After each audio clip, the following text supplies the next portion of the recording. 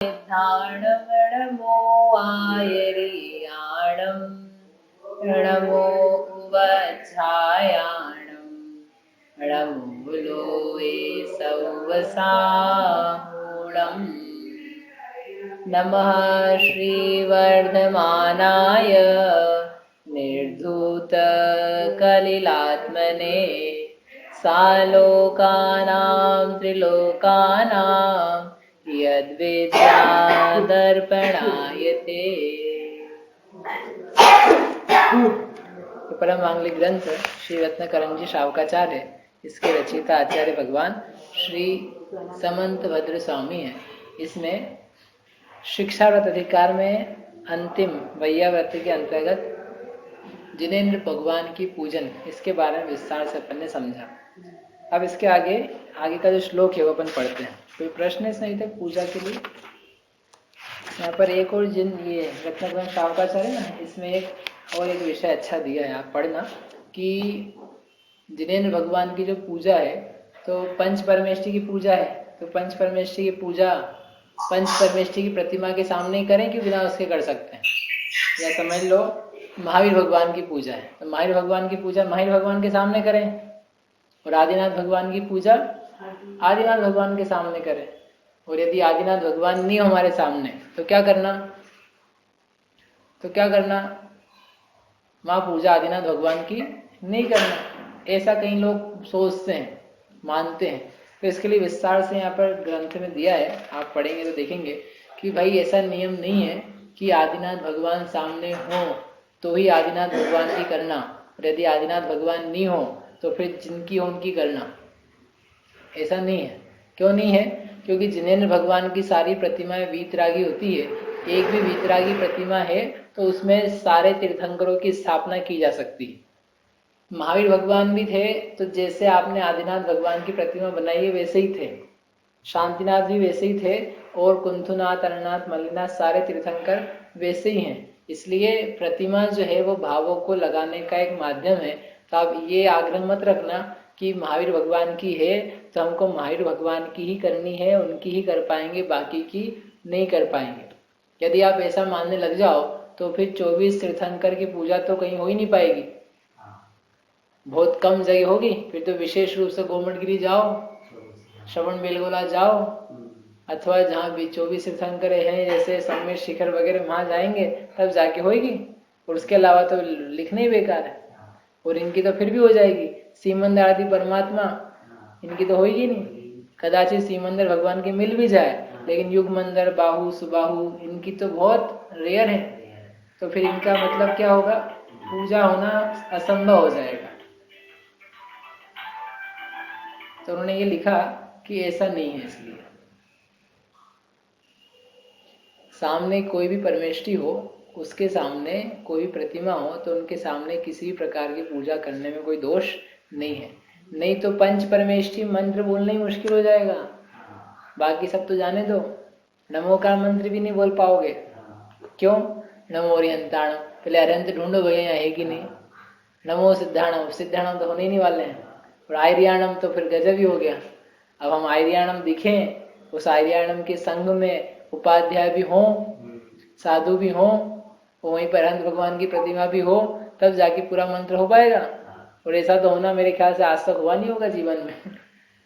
अनंत भी हैं, आचार्य भी, उपाध्याय भी हैं, साधु भी हैं। हो तो एक दो बार मुश्किल से हो सकता है। इसलिए वो कहते हैं ये आग्रह जो है ये ठीक नहीं है, ये बराबर नहीं है। वास्तव में सारे स्तोत्र, पूजन, पाठ अपने परिणामों की शुद्धि के लिए, और जितने जिनबिंब में जिनायतन है वे उस भावों को विशुद्ध करने के लिए निमित्त बनते हैं। इसलिए किसी भगवान के सामने किसी भी अन्य भगवान की स्तुति बढ़ने में कोई चक्कर नहीं है। ये जैनेतर जैसे काम नहीं है कि गणेश जी के मंदिर में गए तो शंकर जी की स्तुति नहीं हो सकती है, माता के मंदिर में गए तो वहां पर विष्णु की, ब्रह्मा की स्तुति नहीं हो सकती है, राम के मंदिर में क्या शंकर की पूजा नहीं हो सकती, शंकर के मंदिर में राम की नहीं हो सकती। बहुत झगड़ा है आपस में। और झगड़े का आप यदि प्रमाण देखना हो तो पूरे भारत में घूम आना, एक भी मंदिर ऐसा नहीं मिलेगा जहां पर दो भगवान साथ में बैठे हों। माता के मंदिर में माता ही मिलेगी, पिता के मंदिर में पिताजी मिलेंगे, और एक भगवान ही होंगे एक मंदिर में। अनलेस कि नए नए जो भी आजकल सर्वधर्म संभाव टाइप के जो बनते जा रहे हैं वो वैसे हों।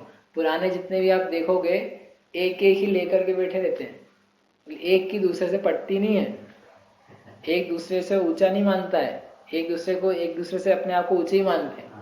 जबकि कहते हैं हमारे जैन दर्शन में ऐसा कुछ नहीं है। हमारे तो एक भगवान सारे के सारे 24 के 24 वो सब एक साथ बैठ सकते हैं, एक साथ एक वेदी पे 24 तीर्थंकर। जबकि आदिनाथ जी पहले थे, लेकिन फिर भी आदिनाथ जी और महावीर जी दोनों एक ही लेवल पे।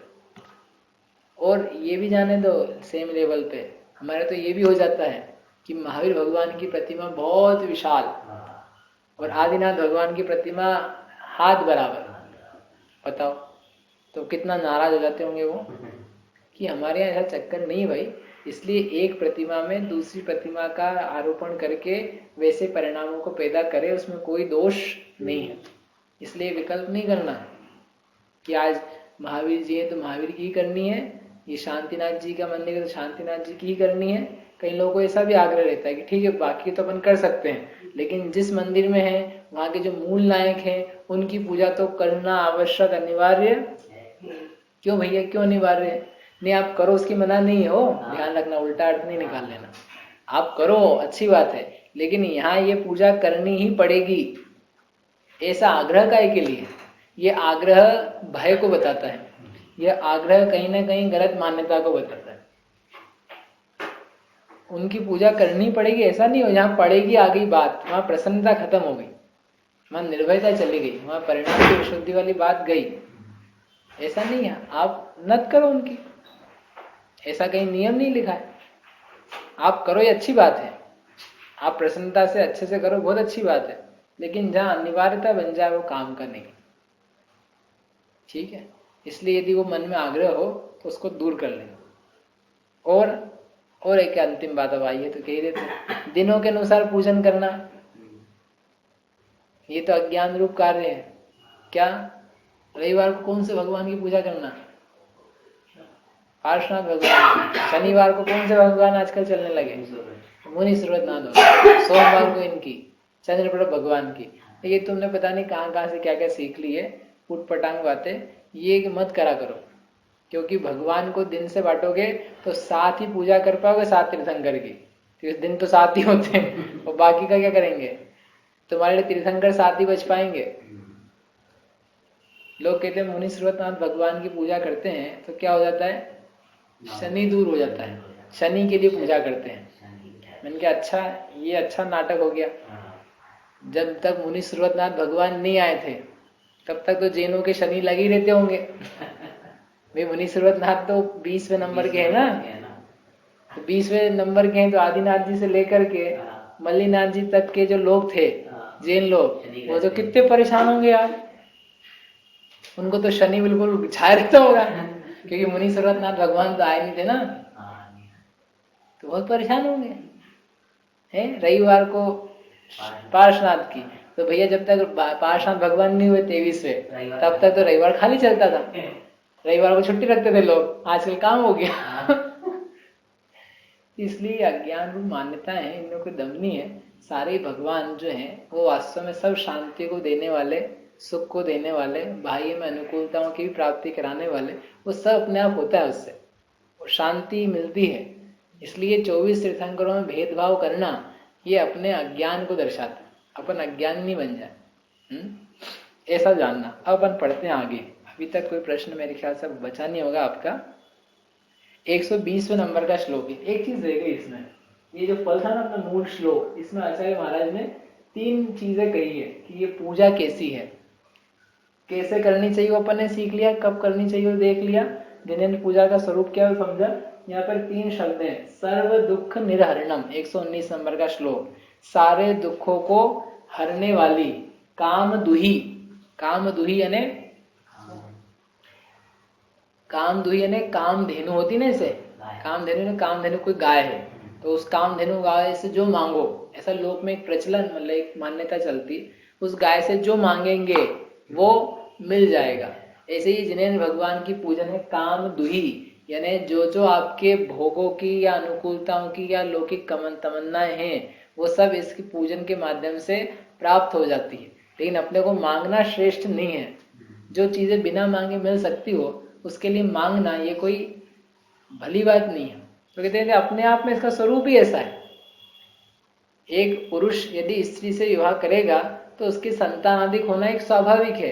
अब तुम सुबह से रोते रहो उसके लिए शादी के पहले दिन से, तो तुम्हारा बुद्धि ठीक ही नहीं। आप उसके लिए यथायोग्य जो काम कर रहे हो, संतान पैदा होना तो स्वाभाविक है।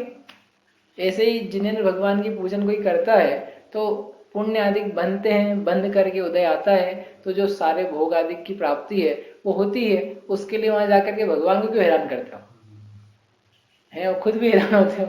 इसलिए मांगो नहीं, मिल जाएगी, मिलती ही है, नहीं मिलती ऐसा है ही नहीं। सपने में सोचना कि भगवान की पूजन से अपने को भोगों की प्राप्ति नहीं होगी, क्योंकि होती ही है। लेकिन होना उसका, उस भोग को चाहना वो योग्य नहीं। ये समझ में आ जाए तुम्हारे बात तो अच्छी बात है, नहीं आया कोई बात नहीं, उसी भावना से करना। क्या करें, जब समझ में आएगी तब आएगी। लेकिन इधर उधर मत चले जाना पूजा करने। सारे कार्यों की सिद्धि इन जिनेन्द्र भगवान की आराधना से पूर्ण होती है। अरे जहां से मोक्ष मिल जाता है तो वहां पे छोटी छोटी बातें निपट जाए, इसमें क्या है विशेष बात। तो ये लिखा काम दुही और अंत में लिखा काम दाहिनी। पहले काम दुही, इच्छाओं की पूर्ति कराने वाली, और आगे ही लिख दिया कि पूजन है काम दाहिनी, सारे काम मैंने भोगों की वांछा को नष्ट कर देने वाली। यदि तुम अच्छी तरीके से पूजन करोगे तो तुम्हारे काम ही नहीं रहेंगे कि पूजा हमारे भोगों को दिलाएगी। अरे तुम्हें भोगों की जरूरत ही नहीं पड़ेगी, तुम सिद्ध बन जाओगे तो तुम्हें एक भी भोग की आवश्यकता नहीं पड़ेगी। तुम्हारा शरीर नहीं रहेगा, तुम्हें कोई धन परिवार की जरूरत नहीं पड़ेगी। तो इस पूजा का ऐसा स्वरूप है कि पहले तो काम दुही है, और काम दुही होकर के काम दाहिनी, पूरे काम का, भोगों की वांछा का नाश कर देने वाली है। अथवा कहो तो काम विकार जो होता है उस काम विकार को नष्ट करने वाली है। ऐसी है जिनेन्द्र भगवान का परिचरणम पूजन होती है। ये इसका फल है। सर्व दुख निर्हरणम काम दुही काम दाहिनी, ऐसी जिनेन्द्र पूजन जान करके अगला प्रश्न हुआ कि ऐसी जिनेन्द्र पूजा करने में कोई महान व्यक्ति कौन हुआ, कोई प्रसिद्ध हुआ, कोई मनुष्य, कोई मानव जिसने बहुत अच्छी पूजा करी होगी। बोले हाँ एक हुआ है, एक जीव हुआ है। पूछा क्या था हमने, कौन मनुष्य हुआ है। आचार्य ने क्या उत्तर दिया, हाँ हुआ है, एक जीव हुआ है। कौन हुआ है वो आगे के श्लोक में बताते हैं। पढ़ता हूं मैं। अर्हच्चरण सपार्या महानुभावं महात्मनामवदत् भेखः प्रमोदमत्तः कुसुमेनैकेन राजगृहे। अर्हत चरणम, अर्हत भगवान के चरणों की, अनंत परमात्मा की पूजा करने के लिए महानुभावम, जो एक बहुत महानुभाव परिणाम लेकर के गया। महात्मा, महात्मा नाम अवदत, महात्माओं ने ऐसा कहा है। महात्मा यानी गणधर परमात्मा परमेष्ठी, उन्होंने अवदत ऐसा कहा है। एक जीव कैसा, भेख, भेख क्या होता है बताते हैं, लेकिन उसके विशेषण प्रमोद मत्त, बहुत प्रमोद से युक्त हो गया, उसको बहुत प्रमोद आया, हर्ष हुआ। मत यानी पागल होता है, लेकिन मत यानी जैसे उस प्रसन्नता में पूरा का पूरा डूब गया जिनेन्द्र भगवान की पूजा के प्रसंग में। और कुसुमेन एकेन, एक कुसुम के द्वारा पूजा करने के लिए क्या लेके आया वो,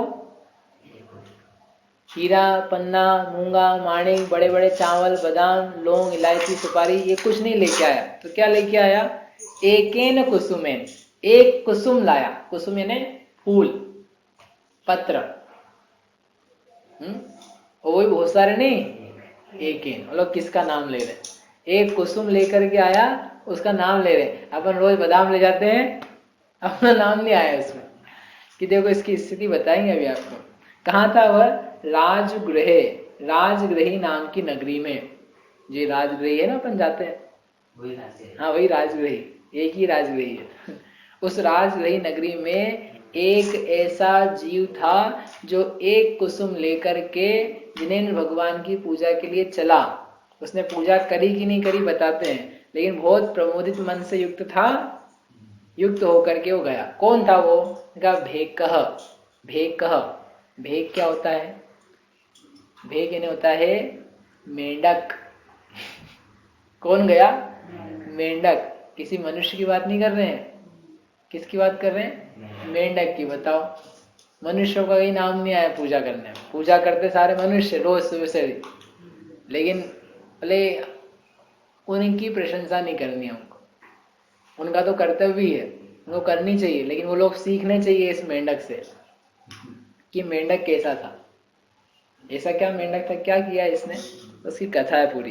राजगृही नाम के नगर में जिनेन्द्र भगवान की पूजन का हर्ष से मत्त हो गया, ऐसा जो मेंढक था। किसकी आवाज है? शैलेश जी, आपका माइक म्यूट करेंगे, वो आवाज आ रही है। मगध देश में राजगृह नाम का नगर था, उसमें राजा श्रेणिक राज्य करता था। नाम सुना श्रेणिक का? यानी भगवान महावीर के समय की बात है, बहुत ज्यादा पुरानी नहीं। उसमें राजा श्रेणिक राज्य करता था। उस नगर में एक नागदत्त नाम का श्रेष्ठी था, सेठ था, और उसकी पत्नी थी, जिसका नाम था भवदत्ता।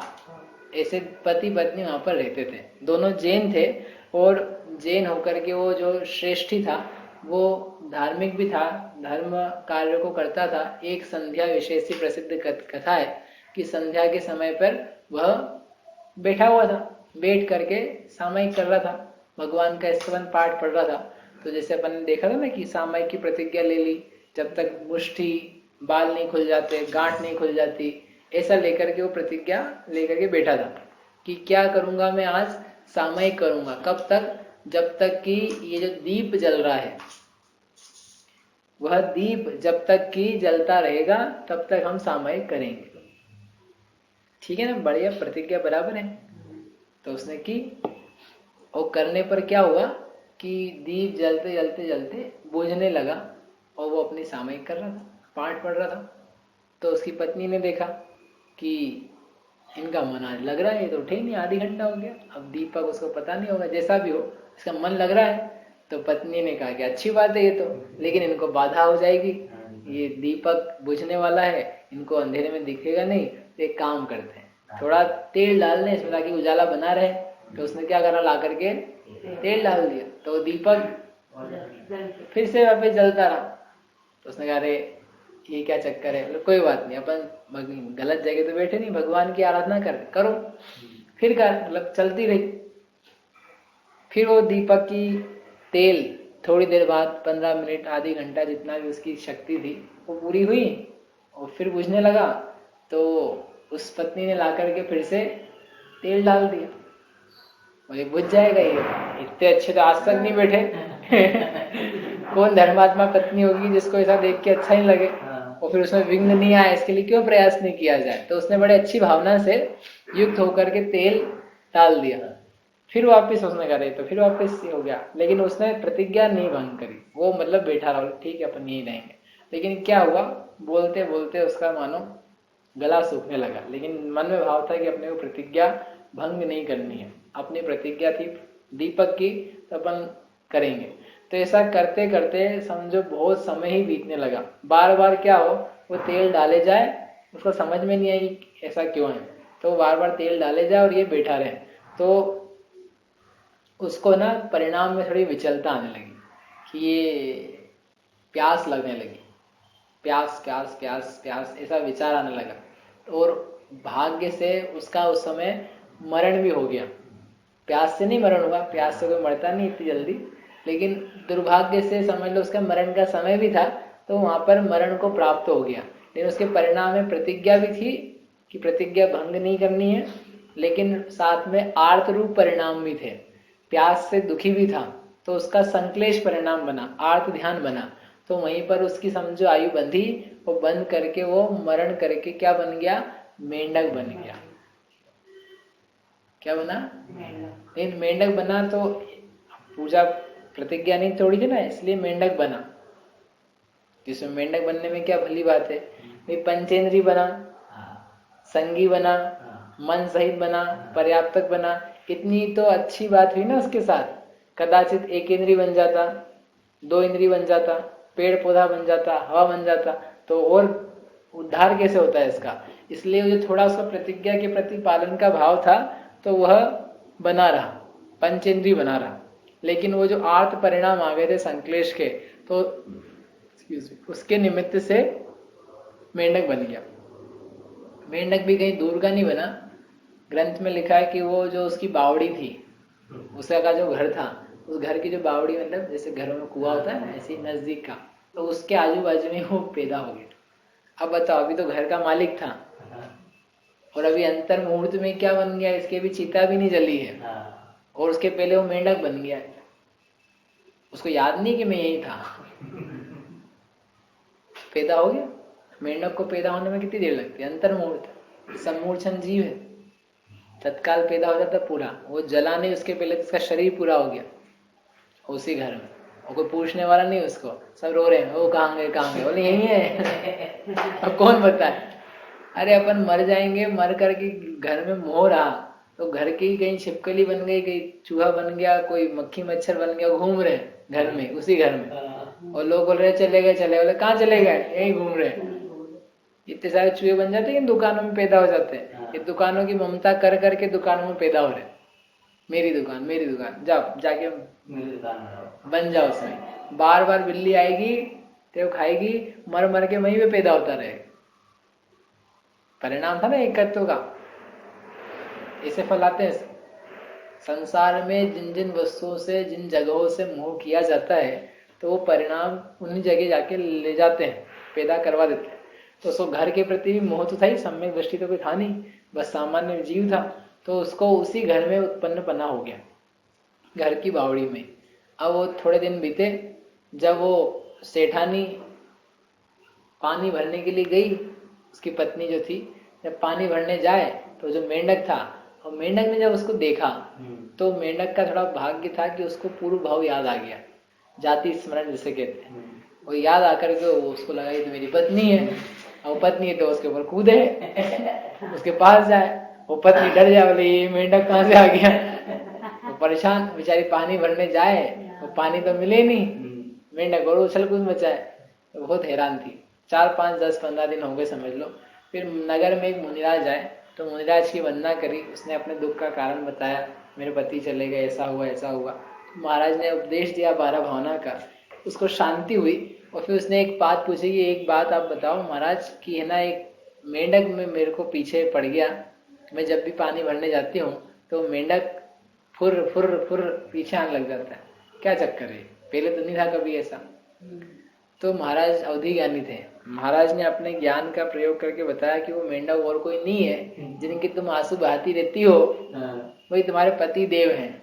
वो आर्त ध्यान से मरण करके उस योनि को प्राप्त हो गए हैं, इसलिए तुम उसका थोड़ा ध्यान रखना। मतलब पति समान तो नहीं कर सकती हो, लेकिन थोड़ा ध्यान रखना। कोई खाने पीने का ध्यान रखना, अपने घर में रख लेना उसको, कोई खा नहीं जाए उसको, उसकी रक्षा हो, ऐसा थोड़ा आप विचार करना। तो उसको बड़ा अजीब लगा, हर्ष लगा कि दुख लगा कि कहाँ थे मनुष्य, उम्र करके कहाँ पहुंच गए, लेकिन होने की विचित्र अवस्था है। तो वो गई, उस मेंढक को अपने घर में रखने लगी, उसका दाना पानी चलने लगा। ऐसा करके ये स्थिति बनी। अब इसके बाद में क्या हुआ, कुछ समय बीता और बीतने पर श्रेणिक महाराज को एक खबर आई कि विपुलाचल पर्वत पर श्री महावीर भगवान का समूह शरण आया है। कि श्रेणिक राजा तभी के जब महावीर भगवान थे। विपुलाचल पर्वत पर महावीर भगवान का समूह शरण आया है और वहां पर सारी सभा जुटी हुई है और साक्षात अनंत भगवान महावीर स्वामी के दर्शन उपलब्ध हो रहे हैं। ये राजा को जाकर के एक सैनिक ने सुनाया। तो राजा ने तत्काल उसको वस्त्र, आभूषण, गले का हार सब कुछ दिया। बोले कितनी बड़ी प्रमोद की बात है। स्वयं खड़ा हुआ, खड़ा होकर के 7 कदम आगे बढ़ करके महाराज मतलब भगवान को भाव से नमस्कार किया।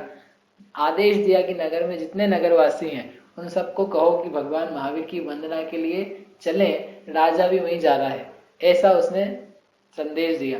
सब सारे नगर में बड़े धूमधाम से ये संदेश पहुंचा। जितने लोग थे वो सब लोग भगवान महावीर के साक्षात दर्शन करने के लिए जाने लगे। श्रेष्ठ के घर भी जो नाग भवदत्ता थी उसके यहाँ भी समाचार पहुंचा, उसने हम भी जाते हैं। अब क्या नाम था उसका, मेंढक, मेंढक को भी समाचार समझ में आया कि भगवान आए हैं। मतलब भाषा समझ में नहीं आती लेकिन एक एक्टिविटी से सब लोग जा रहे हैं, कुछ अच्छी बात है, महावीर भगवान आए हैं या कोई दिव्य पुरुष आए हैं, इस प्रकार का एक समझ में आ गई। स्मरण तो आ ही गया था पुराने भाव का कि जैन कैसे होते हैं, भगवान क्या होते हैं इत्यादि। तो उसको समझ में आया भगवान है तो मुझे भी जाना है। अब वो कैसे जाए, लेकिन अपने को जाना है। उसको बहुत हर्ष हुआ, मतलब पुराने भाव के जो उसके संस्कार थे वो गए नहीं थे। जिनेन्द्र भगवान की महानता, प्रतिज्ञा की वो एक पूर्ति जो उसने करी थी वो उसके हृदय में बसी हुई थी। तो उसके कारण से उसने कहा मुझे तो जाना, मुझे भी जाना है, हम भी भगवान का दर्शन करेंगे, हम भी उनकी स्तुति करेंगे, अपने मन से जितनी बनेगी उतनी करेंगे। ऐसा मन में आया उसके, वो उत्साह से भर गया, उसने ना आगे देखा ना पीछे, अपन चले। और निकल पड़ा वो, कहाँ से, अपने घर से, वो जो बावड़ी में जहाँ पे रहता था आजू बाजू, तो वहां पर गया। वो वहां से निकला और निकलते हुए कुछ लेके जाना चाहिए भगवान के लिए। पूजा अपन करेंगे या नमस्कार करेंगे तो बड़े व्यक्ति की सेवा में जाते हैं तो कुछ भेंट लेकर के जाते हैं। यद्यपि उसको प्रयोजन नहीं है लेकिन एक भाव रहता है। तो मैं क्या लेके जाऊं, हाथ भी नहीं उसके, जो मेंढक है तो उछल उछल के तो चलना है उसको, अपने हाथ भी नहीं है, क्या लेके जाए। तो उसने वहीं पर एक फूल था, उस फूल को मुख में दबाया और मुख में दबा करके उछल उछल करके वो चलने के लिए तैयार हो गया। रास्ता कैसे पता चलेगा, जहां सब लोग जा रहे हैं उनके पीछे पीछे अपने को चलना है। और निकल पड़ा। कौन, मेंढक। अरे अपने घरों में महावीर जयंती का जुलूस निकलता है, घर के बाहर से भगवान निकलते हैं तो अपन छत से नीचे उतर के नहीं आते, भगवान नीचे से निकल जाए और ये भगवान के सिर पे खड़े रहे हैं। और भगवान निकल रहे तो अपन भगवान के साथ चले, उस जुलूस की शोभा बढ़ाए कि घर में ही खड़े रहे, क्या श्रेष्ठ है। छुट्टी का दिन देती सरकार कि तुम महावीर जयंती मनाना, और ये लोग क्या करते हैं, खाने पीने घूमने फिरने में समय निकालते, तो ये ठीक नहीं है। खैर, तो मेंढक को ऐसे भाव आया कि निकले अपन जाएं, और निकल पड़ा।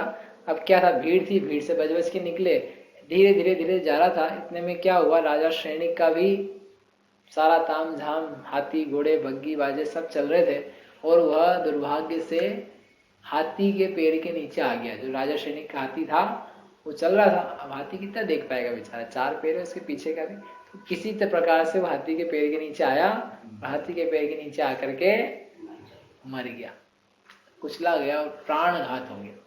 लेकिन इस बार प्राणघात जब हुआ तो मरण करके फिर से मेंढक नहीं बना, मनुष्य भी नहीं बना, क्या बना, वो देव बन गया। और देव बन करके पूरा अंतर्मुहूर्त में कंप्लीट हो गया। अंतर्मुहूर्त में सेकंड्स में पूरा शरीर बन जाता है। जैसे पहले मेंढक का बन गया था ना, ऐसे अंतर्मुहूर्त में विद इन सेकंड्स वो देव गति में पैदा हो गया, पैदा होकर के उसका शरीर बन गया, युवा हो गया। उसने सोचा है कि कौन हूं मैं, कहाँ से आया हूँ इत्यादि विचार किया, अपने ज्ञान से जाना कि ओ मैं क्या कर रहा था, मैं मेंढक था, पहले वहां था, वो मेरी ऐसी स्थिति हुई, मैं भगवान की पूजा के लिए जा रहा था, वहां से मर गया बीच में।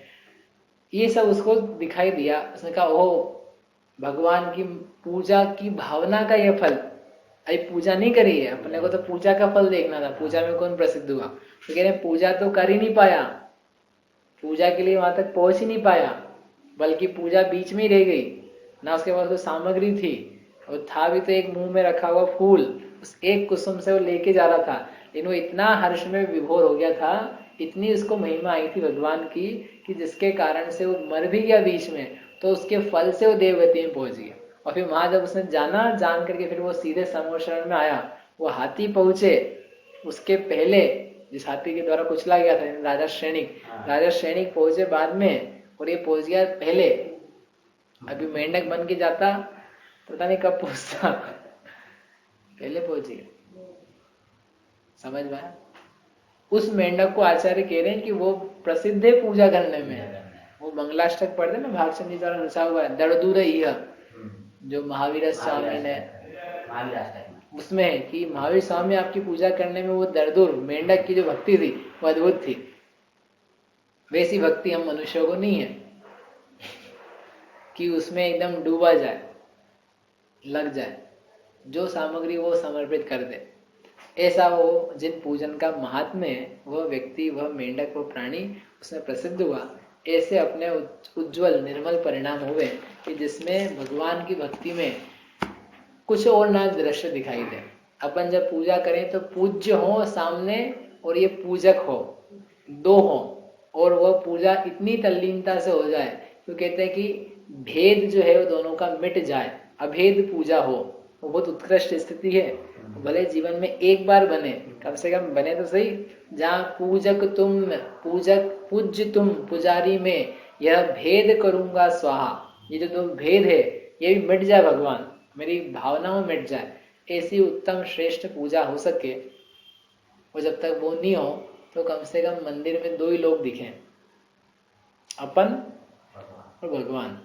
ऐसा नहीं अपन भी भगवान भी, आजू बाजू भी, पीछे भी, परिक्रमा भी, ये सब में भक्ति नहीं है, इसमें चंचलता है चित्त की, इसलिए वो छूट करके श्रेष्ठ पूजा करें।